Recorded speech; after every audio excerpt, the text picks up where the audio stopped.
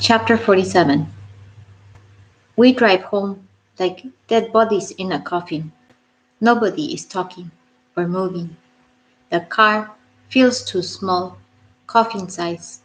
The cold air from the aircon so dry my lips feel like fish scales. We are breathing though, hard, fast breathing, slow, heavy breathing. We are saying many things with our breathing. We just don't talk, don't say a word. But there are words in my head, many things I want to say. I want to tell Miss Tia I am sorry I made her come here. I want to ask why that doctor didn't come too.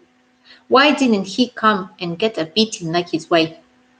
If it takes two people to make a baby, why only one person, the woman, is suffering when the baby is not coming? Is it because she is the one with the breast stomach for being pregnant? Or because of what? I want to ask, to scream, why are the women in Nigeria seem to be suffering for everything more than the men? But my mouth is not collecting the questions from my head. So I just keep it there, keep it hanging, turning inside my head, causing a banging head pain. The doctor mama tried to make small talk with me. I promise you that I had no idea what was going to happen. At least, not to that extent. I wanted to stop them, but how could I go against so many women? And I thought of your miracle, your baby. Is there a way we can keep this between us? We can find a story to tell Ken, but he must not know that I had allowed something so horrible. Think of what could happen in 9 months, Tia. Miss Tia keeps her eyes to the window. She doesn't give the doctor mama any answer, not one word to anybody. She is just sitting there, breathing fast, hard. Her fingers on her lap are curling into each other so tight the skin is nearly splitting. We drive for about 15 minutes until the go slow in one street forces us to slow down, where one man selling ice cream in front of us holds up one block of ice cream and presses his nose to the window. Buy ice cream, he says, and the closed window makes his voice sound as if he is chewing a cloth and talking at the same time. But when he sees Miss Tia's face with all the lines and marks, he becomes stiff, looking at Miss Tia for a long, long moment, worry and concern all over his face, until the driver presses his horn to make him jump back. The house is quiet when I enter. Big Madam's car is not anywhere in the compound. Where has she gone? It is late now, around 8 o'clock, and by this time Big Madam will be sucking oranges inside her parlor, watching Sky TV or CNN News Channel and cursing Nigeria. I walk fast, my feet crunching the dry grass, until I reach the back of the kitchen. From the kitchen window, I see Coffee's buttocks up in the air, the top half part of his body inside the oven.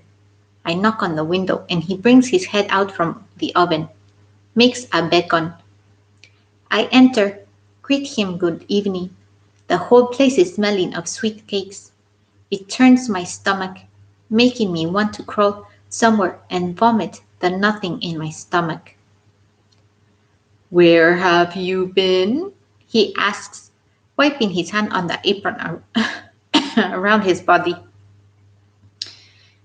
With Miss Tia, I say, did Big Madam ask for me? She's out, he says. Her sister, Kemi, had an accident.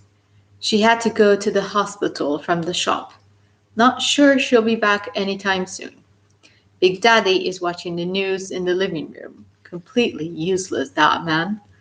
His sister-in-law is in hospital, and he asked me to bake him cupcakes to have with his evening coffee.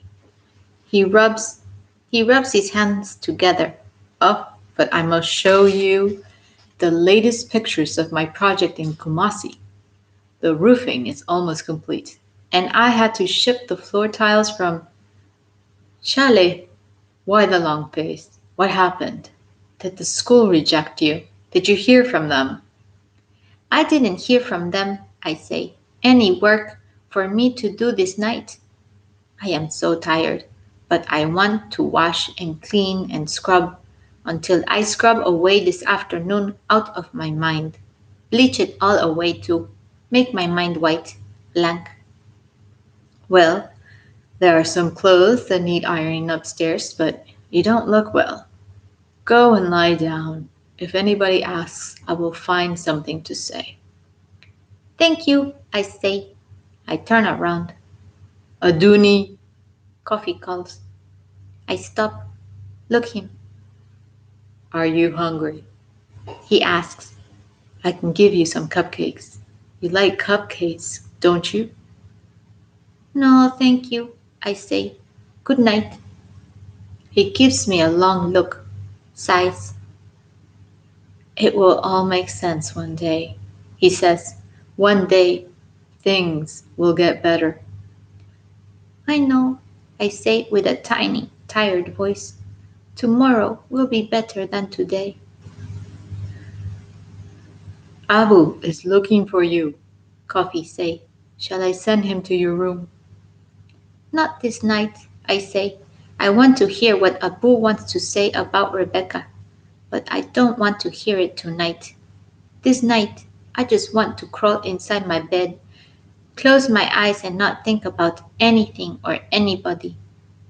No problem, Coffee says. Go and sleep. End of chapter 47.